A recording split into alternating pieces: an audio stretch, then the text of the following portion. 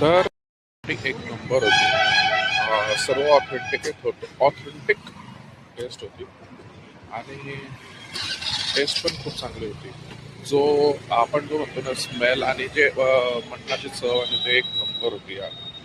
Bite जसं घरी खाता ना तसंच होतं आणि लोक सरांनी मिस केलं आणि खूप म्हणजे खूप मिस करताय कारण त्यांना असं वाटतं की यायला हवं होतं पण काही कारणास्तव ती येऊ नाही शकते. माझं जेवण आता झालंय आणि जातोय परत रूमवरती कारण थोडंसं वर्किंग आहे, थोडंसं PPTज आहे ज्या मला बनवायचं आहे आणि अजीबो गरीब आहे की असं कोणीतरी हातामध्ये फोन घेऊन फिरतंय आणि ब्लॉग बनवतंय तर लोक असे वेगळ्या